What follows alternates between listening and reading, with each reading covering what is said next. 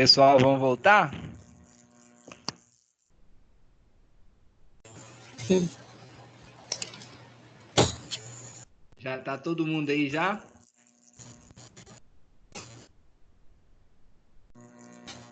Bom, eu voltei, né? Então vamos embora.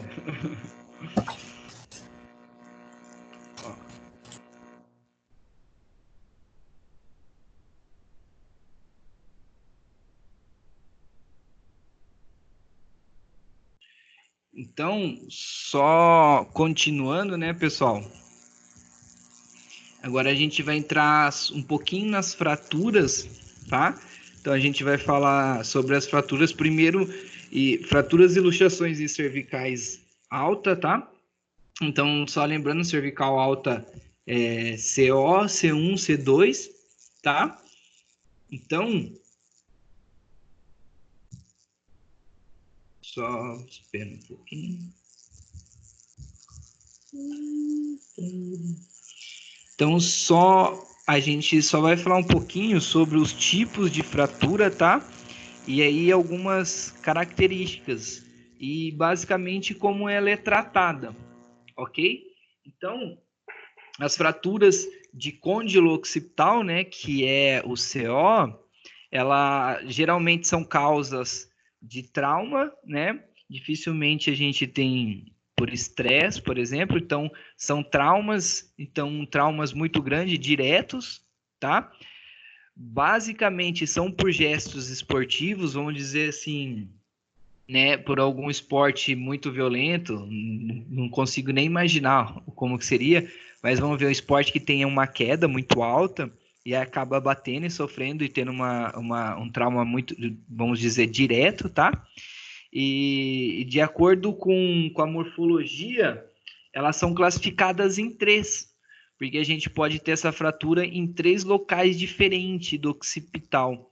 Então, ela é dividida em três tipos. Então, o tipo 1, que é uma fratura impactada do côndilo occipital, tá? O mecanismo de trauma é o mesmo, que é uma sobrecarga axial do crânio sobre o atlas. Então, o que acontece? O nosso occipital ele é como se fosse esmagado, né? E aí pode ter um desvio mínimo desse fragmento ou uma direção maior da descontinuação óssea da fratura, tá? E só que, por exemplo, nesse contexto, os ligamentos encontram-se intactos. Então a gente vai ter como se fosse uma lesão, tá? Só que aí a gente não vai ter uma fratura, porém a gente não vai ter uma lesão ligamentar. Então a gente não vai ter alteração nesse tecido, e sim somente no osso. Então isso é classificado como tipo 1. A tipo 2, né, ela já tem um traçado maior em direção, assim, vamos dizer, um traçado maior da lesão da fratura, tá? E aí os ligamentos, eles estão ainda preservados, tá? Estão intactos porém, né, nessa fratura estão estáveis, né? Então, o que acontece? Mesmo tendo a fratura, né, e essa fratura sendo maior, e essa fratura estando em direção ao o buraco magno, né, o forame magno, vamos colocar assim, ele ainda é uma fratura que está estável, é uma fratura ainda tipo 2, é uma fratura estável, e não tem alteração grandiosa na articulação, tá? E aí a fratura 3, vamos colocar assim, ela é uma fratura que aí a gente já tem uma lesão ligamentar, já pode ter uma lesão muscular associada, que é uma fratura que, né, a gente vai ter uma, não pelo tamanho, vamos dizer assim, do traçado da lesão, mas sim pelos comprometimentos das alterações. Então, a tipo 1 é um traçado mínimo, né? Só uma descontinuidade, como se fosse uma lasca do osso foi retirada, tá? A tipo 2 a gente já tem um traçado concreto do osso. E a tipo 3 ela vai ter uma lesão ligamentar junto. E lembra que eu falei para vocês, quando a lesão ligamentar ela está relacionada, né? Ela está junto, né? Basicamente, o sistema ligamentar ele faz a estabilização da articulação.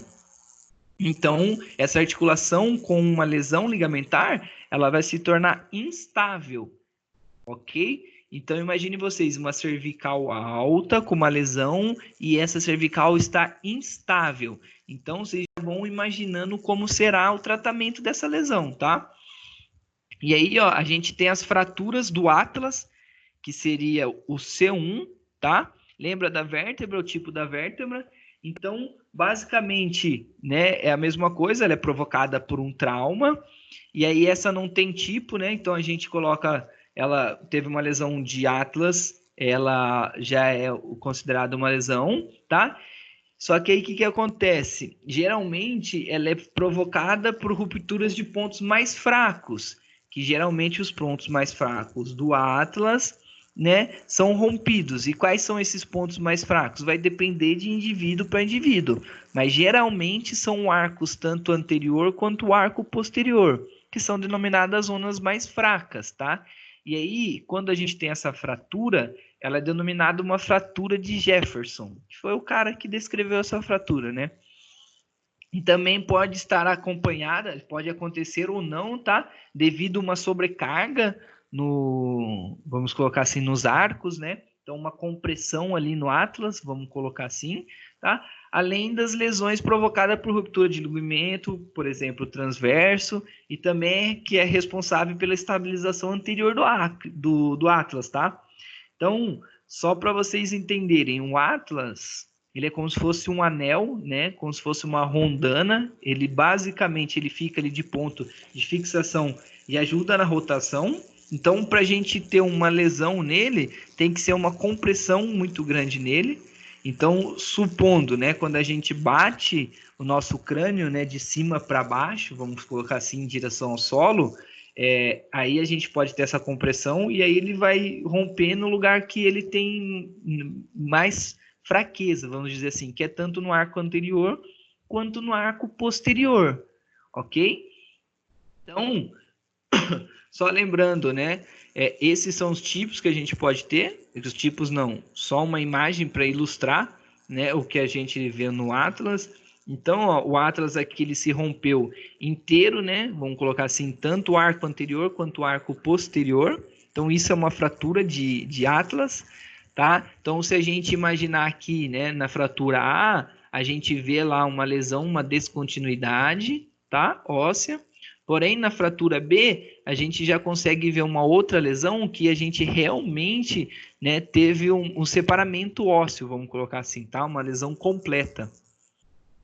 Então, quando a gente trata-se de cervical alta, o tratamento dessa fratura é uma fixação cirúrgica. Então, basicamente, o que o médico vai fazer é fazer a descompressão da articulação, colocar o colete cervical ali, né? E deixar, que é a tração. Então, ele faz a tração, né? Coloca o osso no lugar de novo e deixa.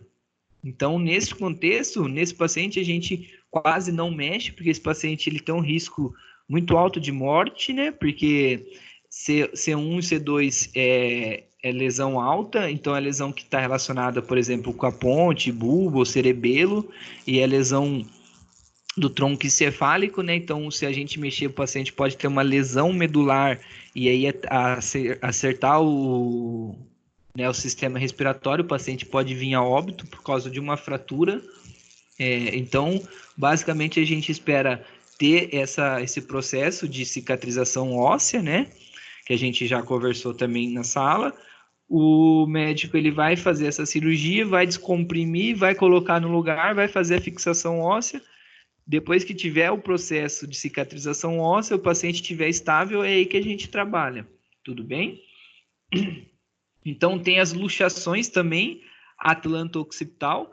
Então, o que seria isso? Então, a gente tem a fratura, né, tanto occipital e quanto do Atlas, e a gente pode ter também as luxações, tanto do Atlas quanto do Axis. O que seria a luxação? Luxação é que desloca a articulação, porém ainda não tem uma fratura, né, óssea, mas pode ter ruptura ou lesão ligamentar. É isso que a gente tem que entender.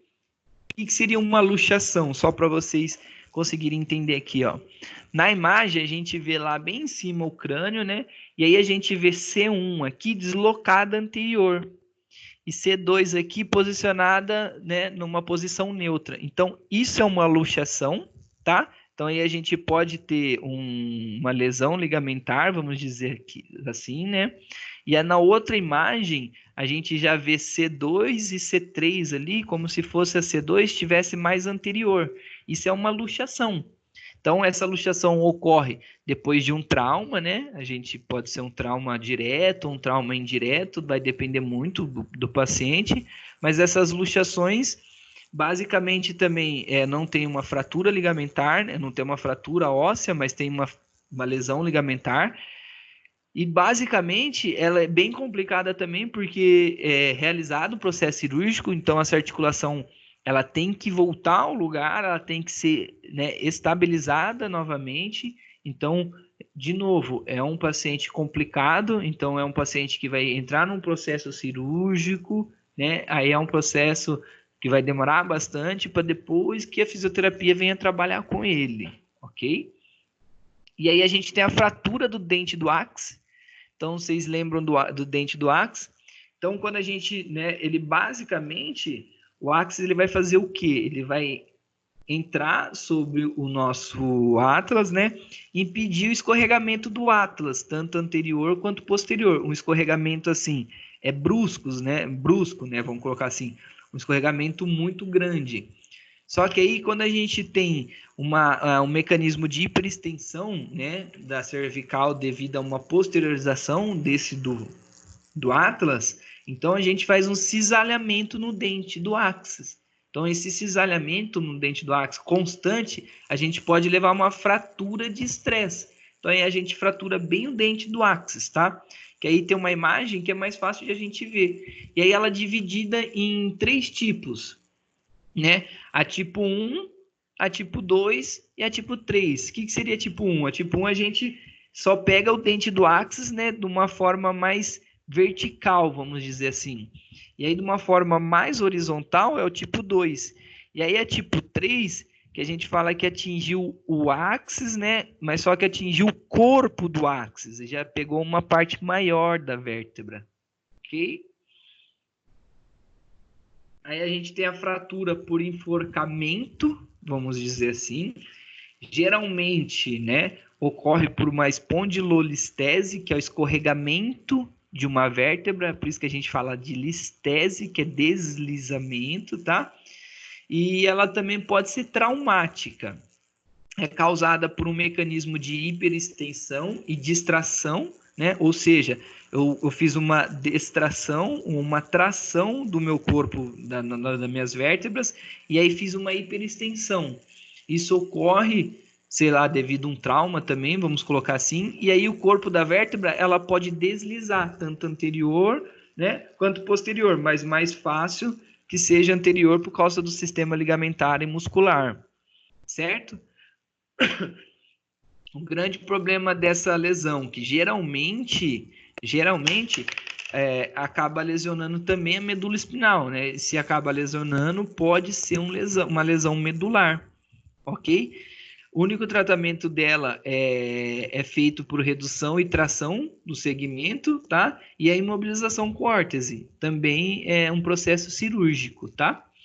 Então, ó, as lesões por enforcação também são por 3. Então, o que eles colocam como classificação? A classificação 1, a gente tem, né, como se fosse a trinca óssea, mas a gente não tem a descontinuidade óssea, vamos dizer assim. A tipo 2, a gente já tem o separamento ósseo, mas, porém, eles separam, mas ficam na mesma posição, né? Como se você tivesse separado, mas ficou na mesma posição. E a 3, a gente já tem a separação óssea, só que aí o fragmento ósseo, um vai mais posterior e o outro vai mais anterior. Então, a gente já tem a separação e a gente já tem um deslocamento desses fragmentos. E nesse contexto que é onde a gente pode ter uma lesão medular, quando o osso ele fratura e se move, muda de local, ok? E aí a gente vai falar um pouquinho sobre as fraturas e luxações cervicais baixa, tá? Lembrando que cervical baixa é C3 a C7. Então, as fraturas e luxações, elas podem ocorrer de várias formas. Então, compressão e flexão, compressão vertical, distração e flexão, compressão e extensão, tá? Distração e extensão e flexão lateral. O que acontece? Luxações, vocês sabem que é o deslocamento da articulação, sem uma fratura óssea, mas pode ter uma fratura ligamentar. E as fraturas mesmo são as fraturas das vértebras. Então, quando a gente fala de cervical baixa, a gente não tem uma específica, tanto de ser C3, C4 ou C5, mas a gente tem uma classificação. Então, eles classificam, né, pelo que eles colocam, que é a Associação para Estudo de Fixação Interna, né, que é como se fosse uma associação que eles fizeram, não uma associação, né, mas foi uma companhia, vamos colocar assim, os associados lá da França, e aí colocaram como AO, né, que eu nem sei colocar isso daqui, que é francês, vamos colocar assim, mas existe essa classificação que eles colocam proposto pelo grupo AO, que ele coloca? Tive uma fratura de cervical baixa.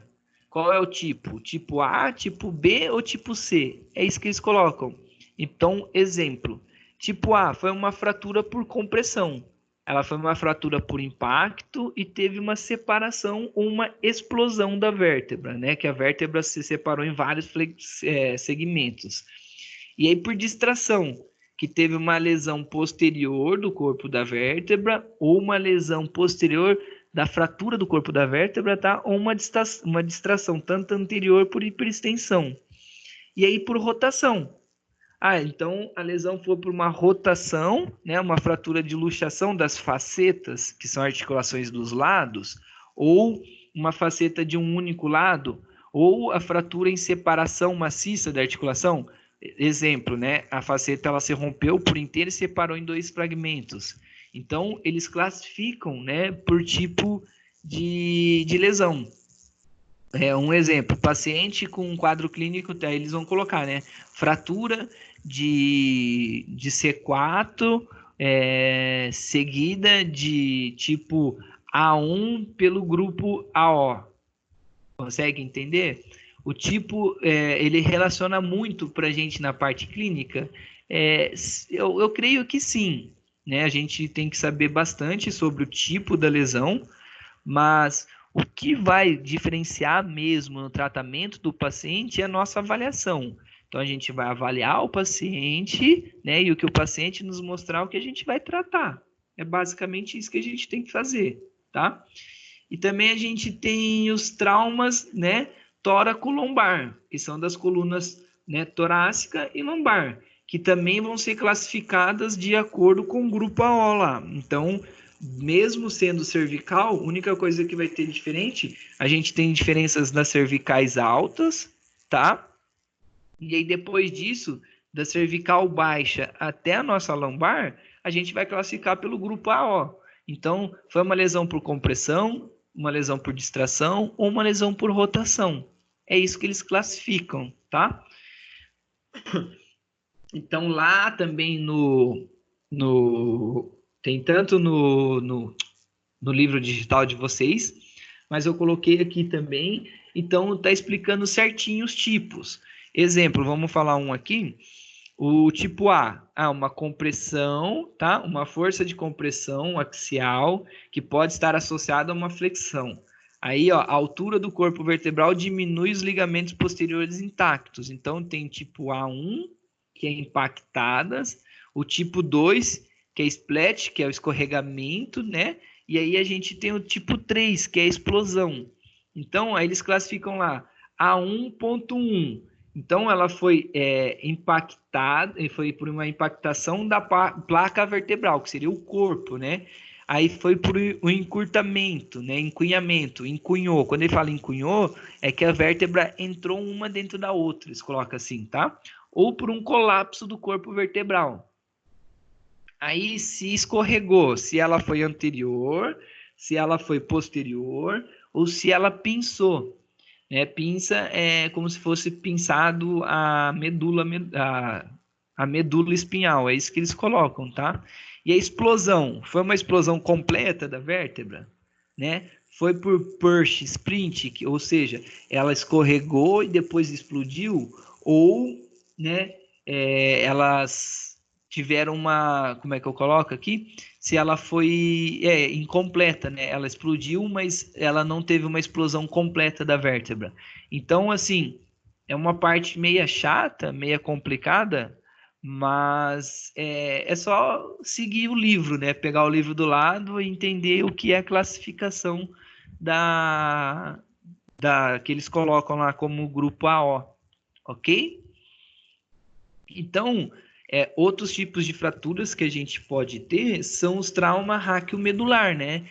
Então, que são os TRM, né? Vamos colocar assim. Então, o que acontece?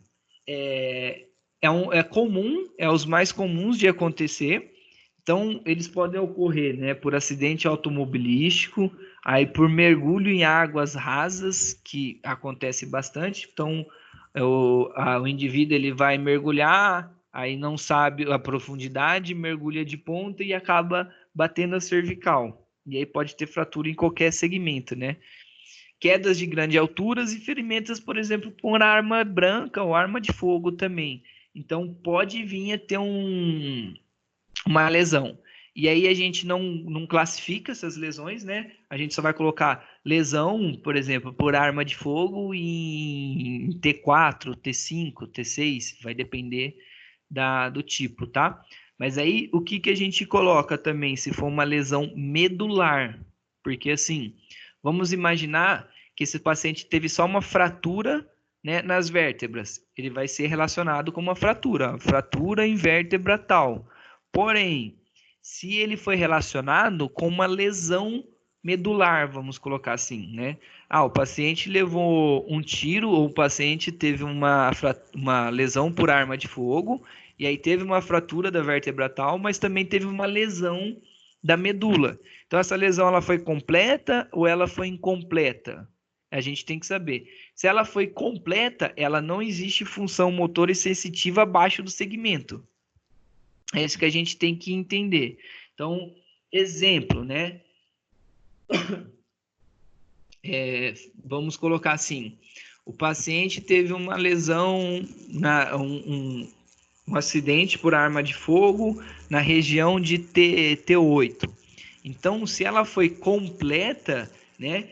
Não existe movimento e nem parte sensitiva de T8 para baixo, porque é onde ele teve a lesão, certo?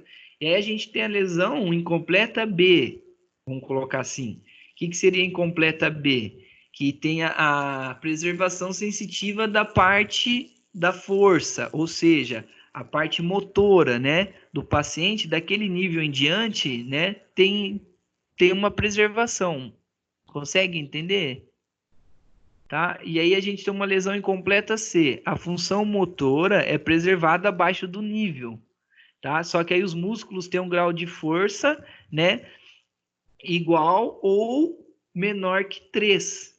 Então, o que quer dizer nesse contexto? O paciente ele teve uma lesão incompleta, só que aí o grau de força dele só chega a 3, ele não passa disso, certo? E a gente tem uma lesão incompleta D, que a função motora ela está preservada e isso é maior que 3.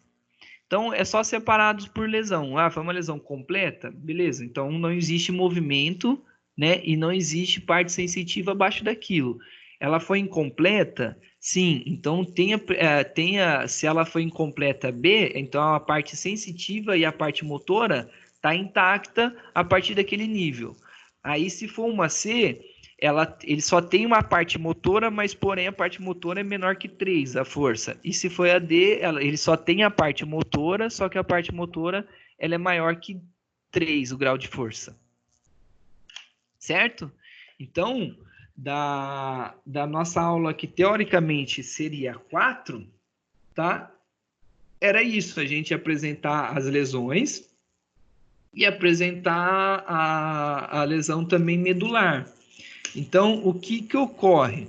A lesão medular, vocês vão ver mais para frente também na neurologia, que ela está relacionada muito à neurologia, mas por ser também ocasionada por fraturas, né? Então, por isso que ela também entra um pouco na parte musculoesquelética. Então, dessa aula, o que, que a gente tem que lembrar? Relacionar com a aula da fratura, que a gente já teve, tá? Dos tipos de fratura. E aí, o que, que a gente tem que entender? Do segmento cervical, a gente separa em dois tipos, né? Cervical alta, cervical baixa, tudo bem? E aí a gente tem as lesões de cervical alta e aí a gente tem as fraturas de cervicais baixa. Fraturas de cervical alta, ela tem os tipos relacionados a ela, tudo bem? E aí depois de cervical baixa até a lombar, a gente classifica pelo grupo AA, AO, né? Então a gente tem um AO lá que é tipo A, tipo B e tipo C. É isso que eles colocam. Então, o mais, assim, mais complicado, acho, é a cervical, por isso que a gente aborda a cervical, né?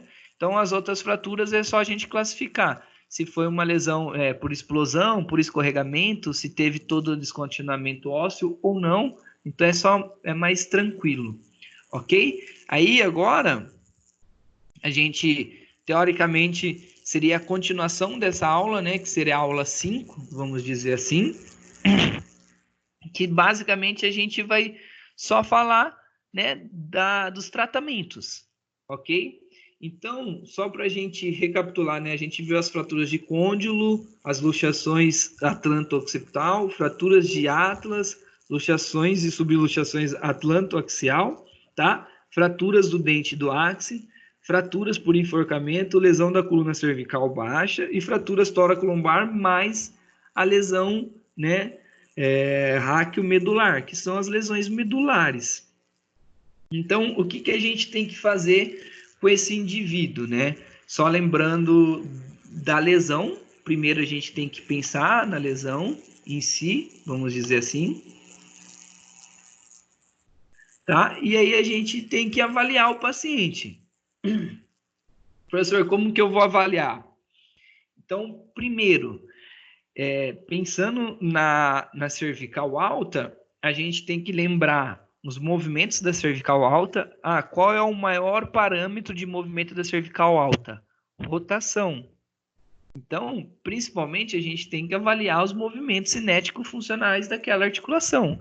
Então, tanto os movimentos ativos, tá, quanto o movimento passivo. O que seria um movimento ativo? Paciente, então vamos lá. Faça flexão, extensão, rotação e as inclinações para eu ver. Você vai avaliar o movimento. Tem dor ou não? Lembra que a gente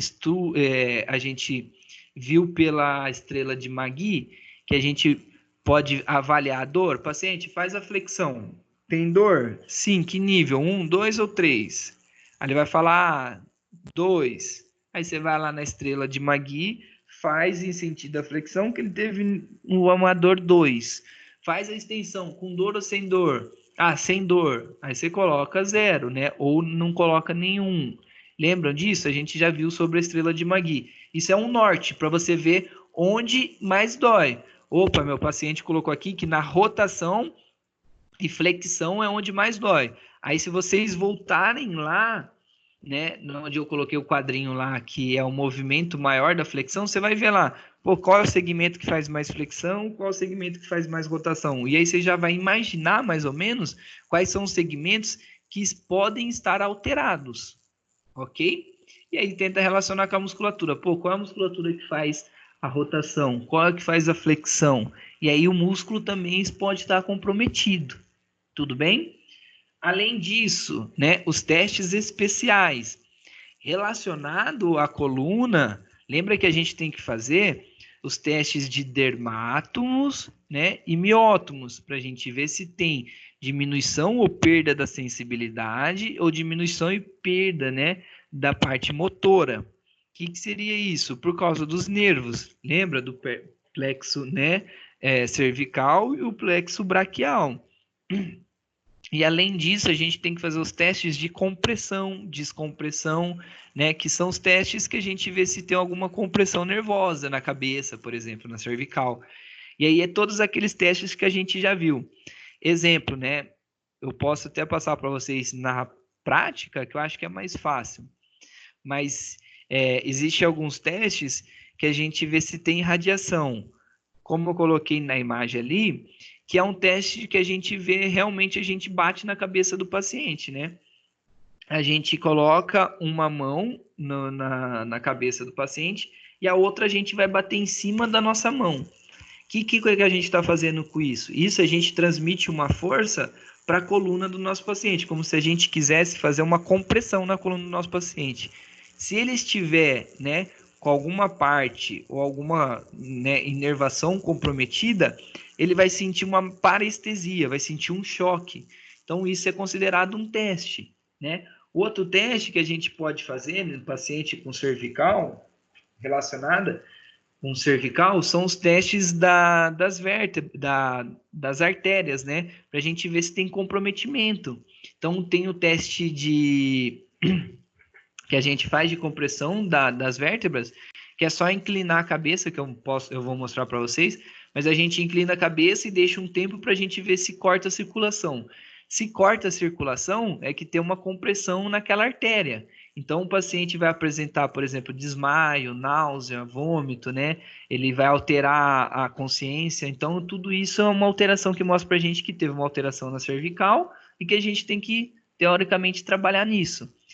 E, além disso, tem vários outros testes que a gente pode fazer, né? E aí, basicamente, a gente tem que relacionar o segmento que o paciente teve a lesão e trabalhar em cima disso, certo? Eu, na minha prática clínica, o que eu sempre faço é a avaliação cinética funcional, peço para o paciente me fazer todos os movimentos, o paciente faz todos os movimentos, eu vejo onde tem maior limitação. Depois, peço, né, eu faço o dermátomo e miótomo com o meu paciente, que a gente tem que fazer. Então, faço os dermátomos e miótomos com o meu paciente e depois eu faço os testes passivos. Vou lá na minha vértebra e movo ela. Então, faço o movimento da vértebra para me ver se a vértebra não está presa. E aí, depois que eu faço os testes especiais, né, de compressão, teste das artérias, de vascularização, que são os mais importantes. E aí, depois eu trato. É basicamente isso que a gente tem que fazer. Então, o objetivo vai variar muito, né? Então, a gente depende de bastante coisa. Então, é o que a gente encontrar no nosso paciente, vamos dizer assim. Então, não tem como descrever o que a gente vai encontrar nesse paciente, mas é mais ou menos aquilo que a gente falou. Se o paciente está num processo, né, pós-cirúrgico, que geralmente vai estar, né, numa cervical alta, o que a gente vai fazer? Aguardar esse processo inflamatório da cirurgia sair, o paciente está estável e depois a gente vai avaliar e tratar. Mas é mais ou menos tudo aquilo que eu já coloquei para vocês, né? Então, se o paciente apresentar o processo inflamatório, qual é o meu objetivo? Diminuir o processo inflamatório. Se meu paciente apresenta dor, qual é o meu objetivo? Alívio da dor. Se o meu paciente, né, tem uma rigidez articular, o que eu tenho que fazer? Diminuir a rigidez articular. Se o meu paciente tem uma limitação lá no movimento da articulação, na amplitude de movimento, o que eu tenho que fazer? Diminuir, né, aumentar ou manter aquela ADM, né, aquela amplitude de movimento. Se o meu paciente tem uma diminuição ou uma perda de força, eu tenho que aumentar ou manter a força que ele já tem. Então, pescoço, a gente tem que ter uma melhora na propriocepção, tá? Diminuir a aderência. Vocês vão ver que em pós-cirúrgico a gente vai ter cicatriz, que a gente já abordou na primeira aula também sobre cicatrizes. Então, a gente tem que tirar essa aderência, né? Tem que tirar essa fibrose, tem que diminuir isso, ganhar movimento do paciente. Ajudar na cicatrização, prevenir deformidades. Então, é aquilo, o paciente muito tempo parado, ele vai levar atrofia muscular, pode levar alterações articulares, e a gente tem que trabalhar em cima disso também, tá? Além disso, lembra que eu falei para vocês, um paciente com a cervical, principalmente cervical alta, está relacionada diretamente, né, com a parte da nossa respiração, por causa da inervação, tá? E aí a cervical baixa tem algumas relações por causa da musculatura. Então, alguns músculos também se inserem na caixa torácica e vão fazer ajudar na parte da respiração. Então, o que a gente faz com isso? Então, trabalha também a parte, né, respiratória, ou seja, trabalha a cinesioterapia respiratória, a musculatura respiratória, principalmente com o esternocleido, né, os intercostais, externos costais, é isso que a gente trabalha. Tudo bem? Conduta. Professor, Sim. nós temos que, como físio, temos que aguardar depois da cirurgia até o momento certo para iniciar os trabalhos fisioterapêuticos. E como saber esse momento certo? Como que a gente identifica esse momento certo para trabalhar? É liberação médica. Tá.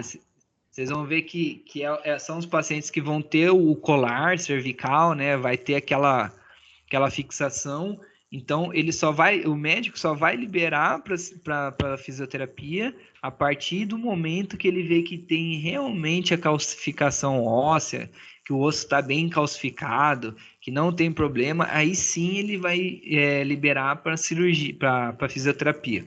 Então, nesse momento a gente aguarda. Isso se tem uma fratura, né? Ou aquela luxação que ele usa.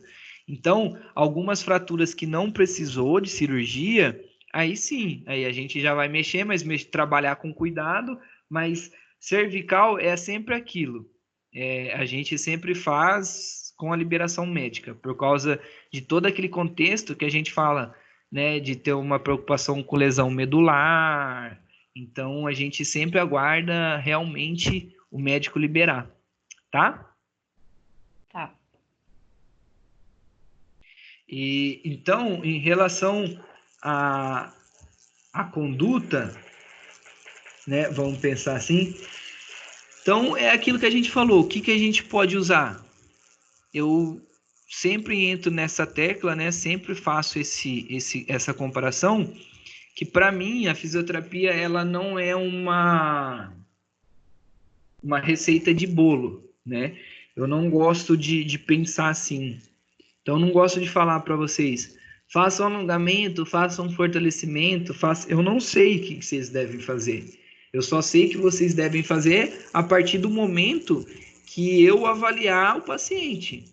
É isso que vocês têm que entender. Então, vamos entrar num contexto, né? Meu paciente fez a cirurgia, fez a fixação óssea, foi lá, o médico dele liberou, falou assim, ó, agora você pode fazer a fisioterapia. Ok. Ele vai procurar, chegou na sua clínica, o que você vai fazer? A avaliação. Então vamos lá. Eu vou avaliar todos os movimentos, vou avaliar depois os movimentos passivos, vou fazer dermátomos e miótomos, né? Vou fazer os testes especiais e o que eu encontrar, eu vou tratar. Certo? Meu paciente ainda tem dor? Ah, paciente, você tem dor no movimento? Tenho. Qual movimento? Ah, na flexão. Ok. Então, ó, eu tenho que pensar, pô, eu tenho que melhorar esse movimento do meu paciente, mas eu tenho que fazer com que ele não tenha dor. Então, posso pensar aqui, a dor, né, tem um processo inflamatório. Então, eu vou diminuir esse processo inflamatório, eu vou dar analgesia ao meu paciente, diminuir a dor do meu paciente. De que forma eu posso fazer assim? Ah, com os recursos eletrotermofototerapêuticos que a gente tem, né? É laser, ultrassom, TENS, infravermelho, interferencial. A gente pode usar isso? Posso. Ah, mas só que aí eu vi que meu paciente ele tem dor por causa que está limitando a articulação. Então a articulação está presa. Então não adianta eu fazer algum recurso eletroterapêutico. Então o que eu tenho que pensar naquela hora? Pô, mobilização articular, uma massagem, uma terapia manual para que eu libere aquele tecido, sabe? Que eu consiga soltar aquele tecido, que o meu paciente ganhe um grau de liberdade maior e aí ele vai ter menos dor na hora do movimento. Possa ser isso? Pode, tá? Então, além disso, você foi lá, você já conseguiu tratar a dor do seu paciente, E aí você já conseguiu, né, tirar essa aderência, tirar essa perda de movimento do paciente, e agora você tem que fazer o quê? Pô, agora eu vou trabalhar o músculo em si. Então, o que eu vou fazer com o músculo? Vou alongar, tanto ativo quanto passivo, né? E depois de alongar, eu vou fortalecer essa musculatura, para essa musculatura ficar boa. Então, como que eu vou trabalhar? Vocês vão ver que cervical, a gente trabalha mais com estabilização, né? Músculos de, por exemplo, com a musculatura, com a contração estática, do que com contração de movimento. Por que isso? Porque você não vai colocar, né, um halter na cabeça do paciente e pedir para ele mexer. Não tem, às vezes vocês vão ver que tem alguns movimentos que limita que a gente coloca peso na cabeça do paciente. Mas você pode trabalhar com TheraBand? Pode. Coloca o TheraBand na cabeça do paciente, né, contra o sentido que você quer que ele faça, e pede para ele fazer um movimento. Mas geralmente a gente faz uma restrição manual, por exemplo, coloco a mão na testa do meu paciente e peço para ele fazer uma força em flexão. E aí mantém. Isso é uma contração estática, né? Uma isotonia. E aí eu quero fazer isometria, né?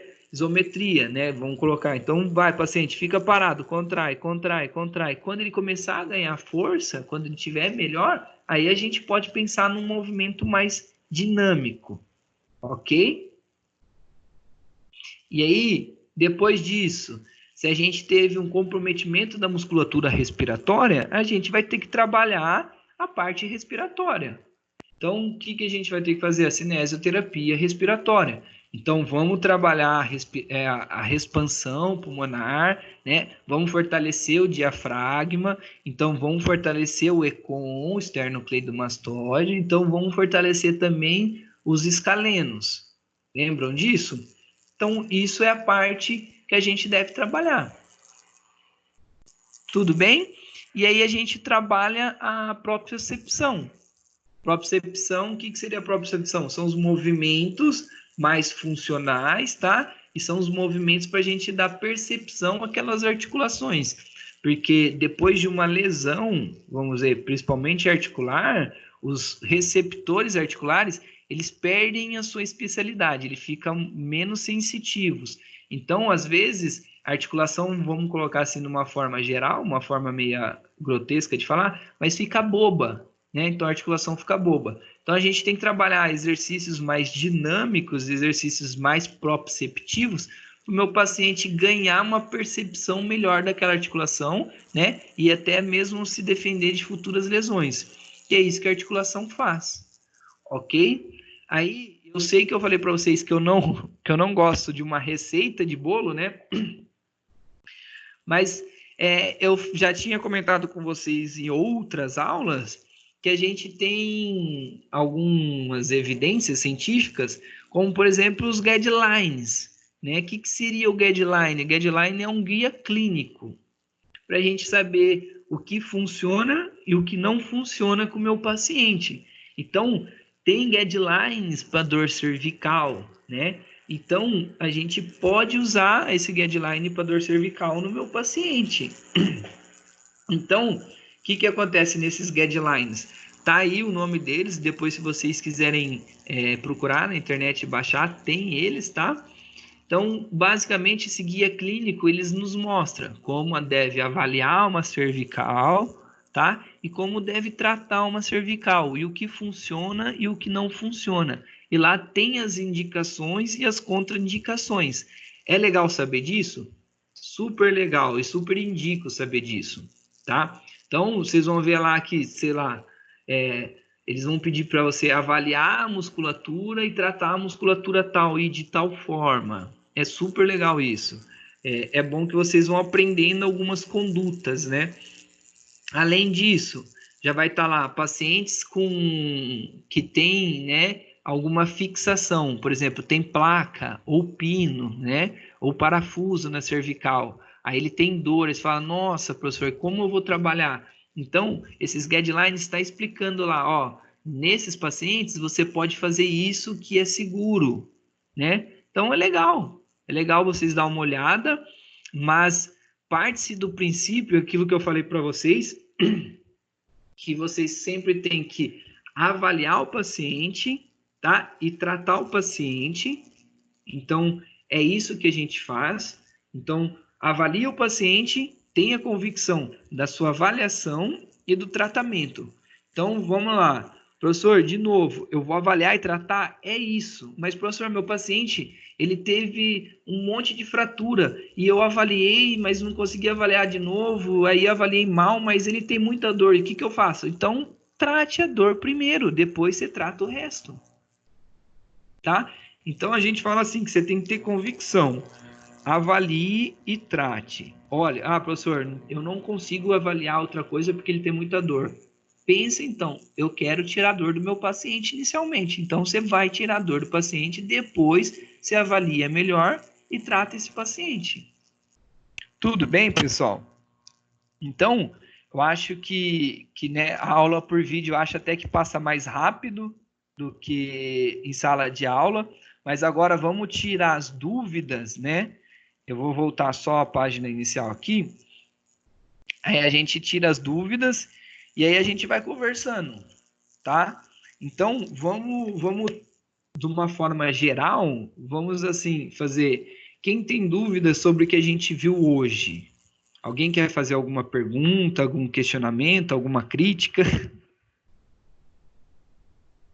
Eu tenho 2 pedidos. Eu não lembro sobre a estrela de Magui. Tem como falar para gente? E aí eu não lembro se eu estava na aula, se eu dormi, sei lá, eu não lembro. Eu queria pedir essa ajuda. Tá. A estrela de Magui eu apresentei na aula 1, aí eu apresentei na última aula que a gente teve. A estrela de Magui é aquilo, né? Deixa eu até voltar aqui para você ver.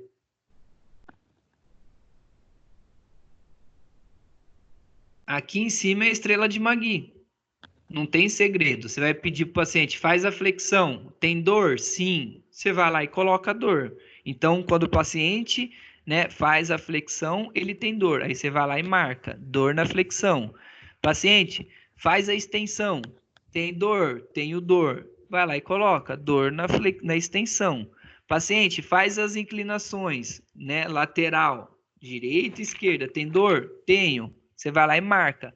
Dor na inclinação direita, dor na inclinação esquerda. Paciente, faz as rotações. Tem dor? Tenho. Dor a rotação esquerda, dor a rotação direita. Conseguiu entender?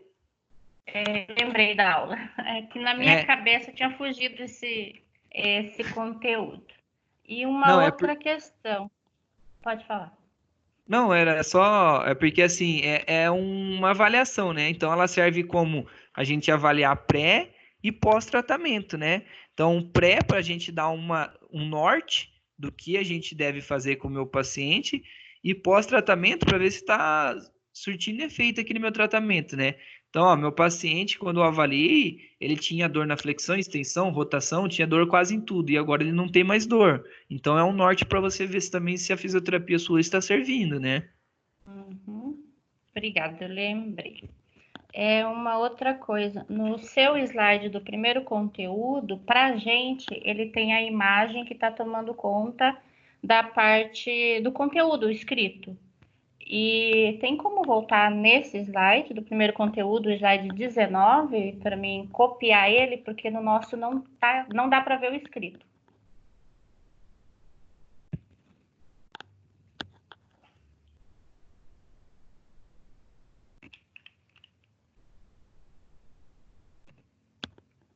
Seria esse? Isso, essa imagem para a gente, ela tá bem grande e tá tampando o conteúdo. Para mim, ela parece normal a imagem.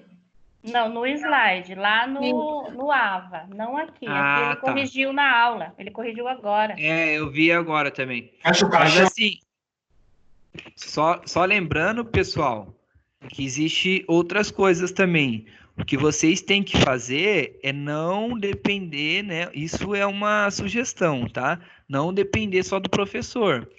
Então, se vocês pegarem o livro da aula de vocês, tudo isso que a gente falou hoje, né? E tudo que a gente vai abordar ao longo da nossa disciplina tem no livro. Então, como sugestão, o que eu peço para vocês, escutem a aula do professor, vejam a aula do professor, mas nunca esqueçam de ler o livro, tá? Então, acho que seria legal agora, que a gente teria mais tempo, é assim, você pega o livro lá, então, quarta-feira vai ter aula do professor. 20 minutos antes, leia o livro, né? Ah, é sessão 2.3, sugestão, tá? Então, vamos ler o que fala na 2.3. Lê aquilo que tá lá no livro na 2.3, vê o que eu tô falando aqui, façam as atividades lá, e aí tudo isso é uma maneira de você fixar o conteúdo. Eu acho que fica muito mais fácil. Por isso que eu gosto dessa parte da Anhanguera, por causa disso. Ela fornece o mesmo material de várias formas para o aluno, entendeu? Então, o que acontece? Se vocês entrarem lá, tem um desafio nota máxima para vocês, tem lá o que a instituição coloca lá para vocês fazerem atividade, tem videoaula que eles colocam, tem lá o livro didático e tem a aula do professor. E aí eu coloquei também como pré-aula e coloquei como pós-aula. Então, se vocês, né, sincronizar um tempo para vocês estudarem tudo isso, vocês não precisam mais ficar estudando depois para a prova, para as coisas, entendeu? Porque o conteúdo fixa mais fácil, tá? Então, sugestão, sempre dá uma olhadinha, tá? Mas, em relação a isso, tá tudo bem? Essa imagem? Uhum. É que essa imagem aqui é só para mostrar o ióide, tá? E a tireoide, isso daqui. E aí tem os músculos que eu tinha falado para vocês, que os músculos são inervados, né, em relação àqueles nervos que a gente tinha falado cervical, do plexo cervical, tanto alveolar inferior, o facial, hipoglosso e pela alça cervical. Tá ok. Muito obrigada. Que é isso. Mais alguma coisa? Alguém que chegou depois e se perdeu com relação ao trabalho?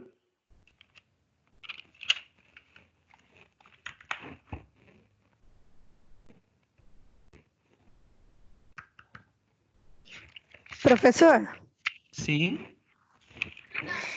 tira uma dúvida minha em Sim. relação ao plexo braquial.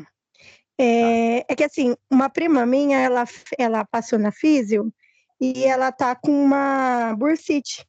E ela tá tendo muito formigamento no braço, acredito que seja por causa do nervo, né? Só que ela falou que ela sente um tremor no peito. Tem alguma relação? Toda a relação. Mas Olha no que... peito? Sim.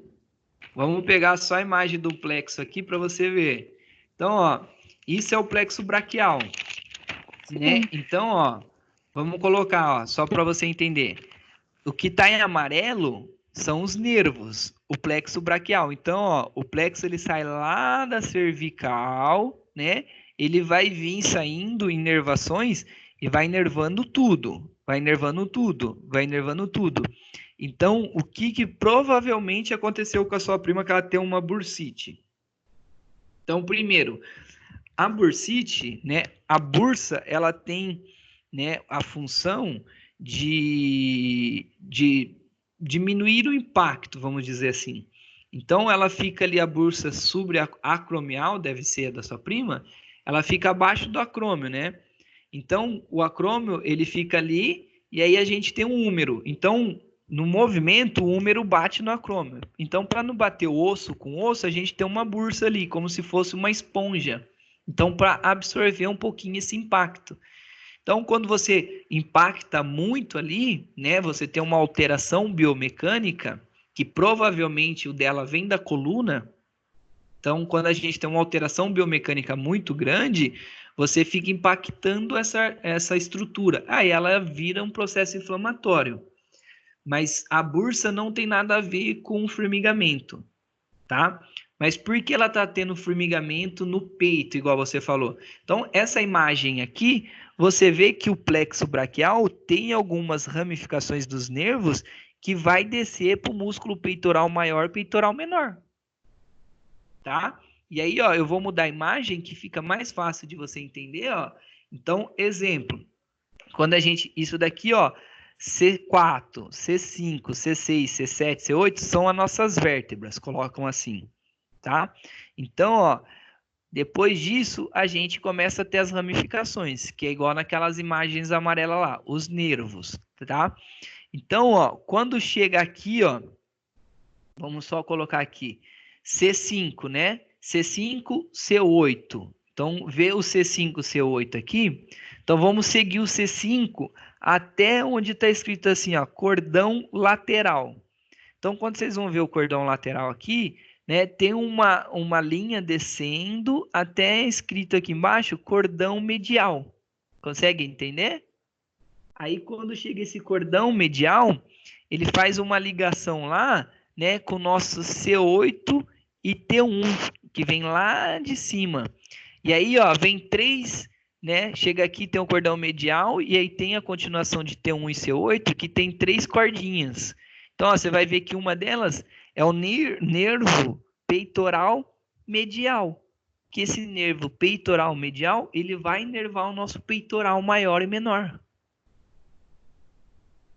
Tudo bem? Conseguiu entender o porquê sua prima tem parestesia?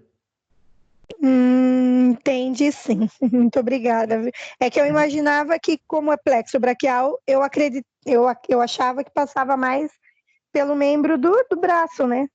Sim, passa, mas só Mas que aí seria tem ramificações que vai para a nossa caixa torácica, né? Para o nosso peitoral maior. Além disso, vocês vão ver mais para frente que a gente tem uma síndrome que chama síndrome do desfiladeiro torácico. Vocês já devem ter escutado isso. O que seria síndrome do desfiladeiro torácico? Seria que nesse plexo braquial a gente pode ter compressão, tanto lá em cima, na vértebra, quanto alguns músculos do pescoço, quanto alguns músculos aqui próximo ao ombro e quanto também no braço.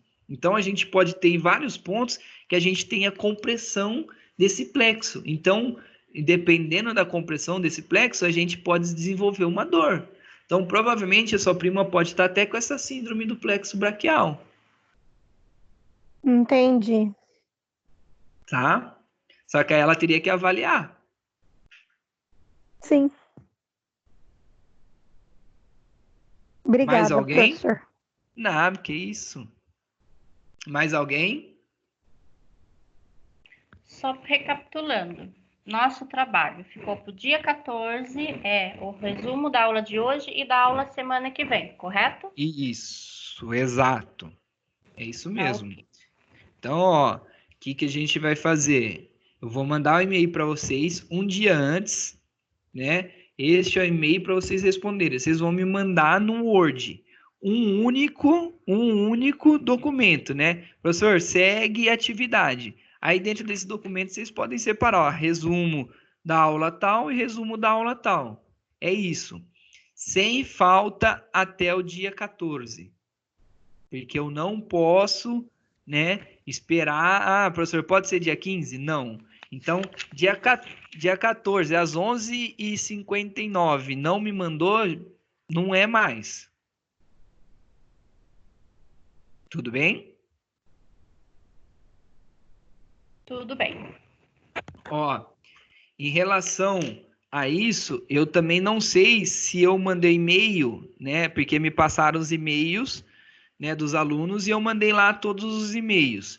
Aí, o que eu quero que vocês tentem conversar entre os colegas de vocês, né? Se todos têm um e-mail realmente, se todos receberam o meu e-mail, e se alguém não recebeu, entre em contato comigo.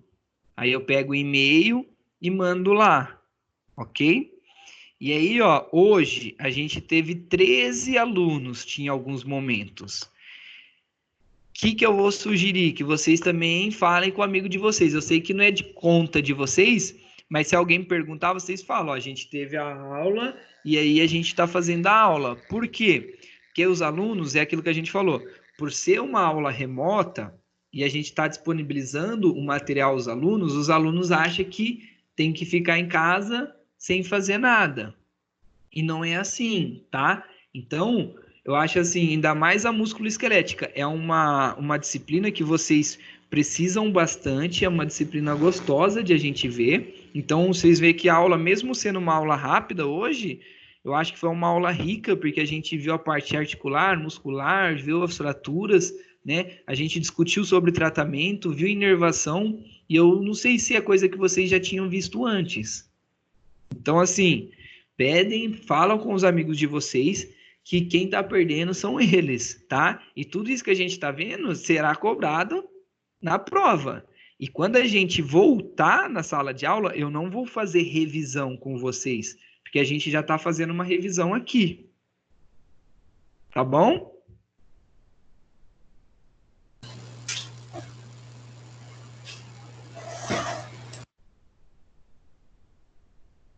Mais alguma pergunta, pessoal?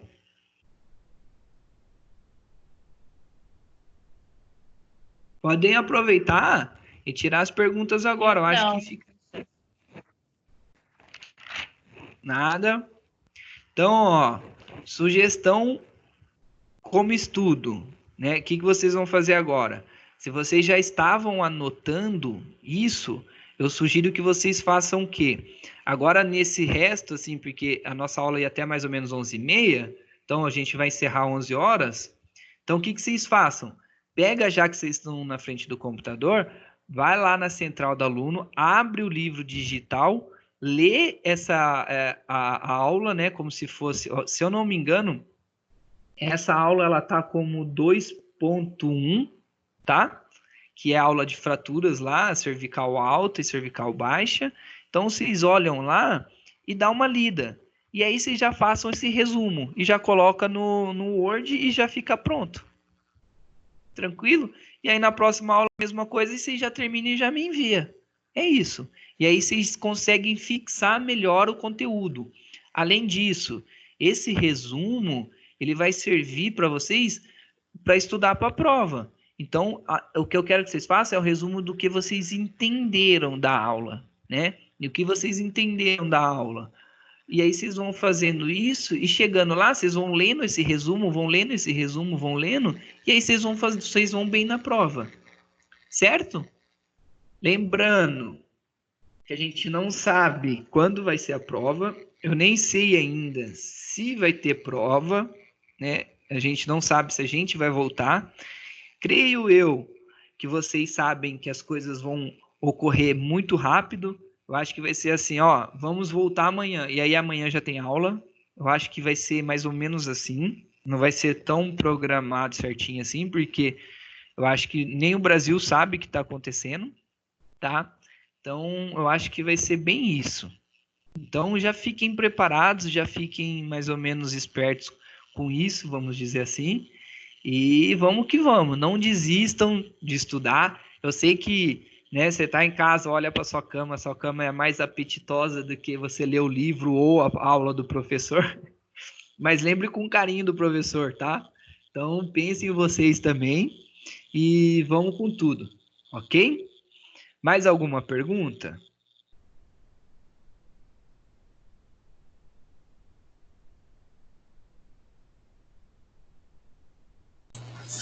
Eu acho que pelo menos para mim tá sossegado agora. Ficou mais fácil de agora... entender os slides de vez só, olhar eles em si.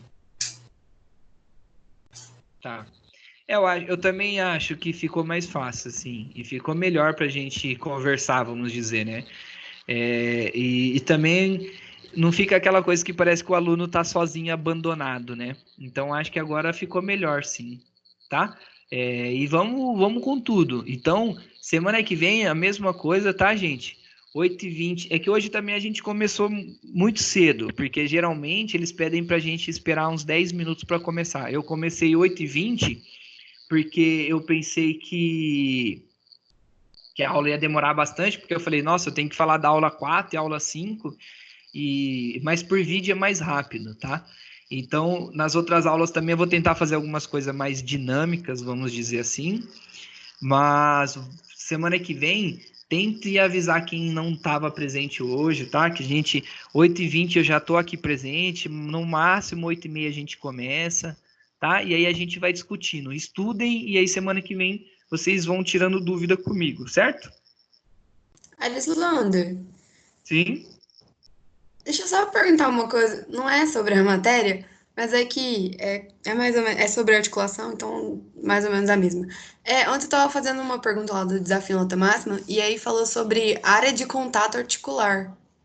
É, é a mesma coisa que cartilagem articular, cápsula articular? Área de contato articular? Não, é diferente, É que eu fui tá? pesquisar e eu não entendi muito. É, é porque assim, a cápsula, ela é uma estrutura fora da articulação. A cartilagem, ela também é uma outra estrutura. Quando eles falam área de contato, né? Por exemplo, eu vou tentar colocar uma imagem aqui para você entender. Vamos ver se eu acho uma aqui. Exemplo, né? Quando a gente tem duas vértebras. Então, ó, isso são duas vértebras, né? Então, a vértebra de cima e a vértebra de baixo. Então, quando a gente fala de área de contato, é onde o osso vai encostar em outro osso. Então, exemplo, eu acho que aqui fica melhor. Ó, vários segmentos aqui articulares, tá? E aí a gente vê um osso encostando Certo. em outro. Isso que é uma área de contato, Uhum. tá? Ah, tá. Entendi. A Então, pergunta era por que é importante aumentar a área de contato articular? E aí a resposta era que era para diminuir a pressão e magnitude de força. Daí eu não sim, soube é responder. isso mesmo. Porque assim, se você aumenta, vamos colocar assim, né? Se eu pegar você e te espetar com uma agulha, dói. E uma agulha mais fina. Agora, se eu pegar você, né, e ir lá te espetar com uma superfície maior, sei lá, vamos colocar com, supondo, né, eu pego uma bola e vou lá te espetar com uma bola, não vai doer. Por quê? Porque a bola, ela tem uma superfície de contato maior. Então, é o que Uhum. acontece na articulação. Então, quanto menor a superfície de contato, né, mais lesão você vai gerar aquela articulação. E é isso que acontece nas osteoartrose. Lembra que a gente viu nas outras aulas? Então, quando a gente tem uma área de contato óssea e ali gera uma pressão e uma magnitude maior, você vai tendo uma degeneração, inflamações constantes. Certo. Não, é que para mim fica um pouco confuso, que eu penso assim, tipo, se a área de contato é maior, então o osso vai encostar mais no osso, então vai gerar mais pressão, É, mas não é o contrário. Agora eu é, entendi. é ao contrário, sabe? Por quê? Porque quanto mais área de contato, você distribui maior a pressão. E quanto menos área de contato, aí você vai ter mais pressão naquele local. Tá, Tá? entendi. Pense sempre Obrigada. assim. De nada. Tá, Mais tá algum, bom. Certinho. Esclareceu. mais alguém?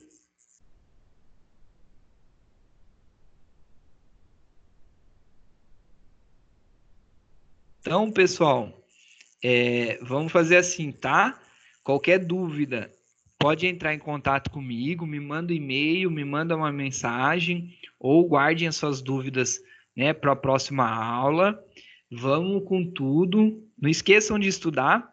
Eu acho que é mais difícil a gente criar esse hábito de estudar, né, de parar para ler e estudar, mas vão fazendo isso. Qualquer dúvida, pode me chamar, pode perguntar. Lógico, quando vocês mandam e-mail, fica mais fácil de responder, tá? Quando é uma mensagem, aí a gente tem que parar e ver quando a gente tem tempo para responder. Os professores estão meio perdidos também com tudo isso. Eu acho que essa semana tudo vai se acertar, né? Vai assentar tudo, a gente vai conseguir trabalhar mais, pensar em mais coisas para a gente fazer, ok? Mas vamos com calma, vamos estudando, vamos se preparando para tudo. A gente não sabe ainda, foi o que eu falei para vocês. Não sabemos o cenário que vai ser agora, não sabemos se vamos voltar logo ou se não vamos voltar esse semestre. Eu estou trabalhando com a pior hipótese. A pior hipótese é que a gente não volte nesse semestre. Então, eu sempre penso com o pior. Então, o melhor seria a gente voltar logo, tá? A gente voltar a ter a aula presencial, então ficar junto, a gente ter as nossas aulas práticas, tirar todas as dúvidas, fazer logo as provas, eu acho que seria muito mais fácil. mas vamos trabalhar com a pior hipótese que a gente não vai voltar. Então a gente vai ter que se encontrar por aqui, tá? Eu vou tentar fazer uma forma mais dinâmica, fazer com outras coisas com vocês. E aí vamos que vamos, tá? Boa semana a todos vocês. Semana que vem, mesmo local, né? Vamos colocar mesmo bate-horário, mesmo bate-local. Fiquem com as dúvidas, deixem anotados para vocês irem tirando comigo.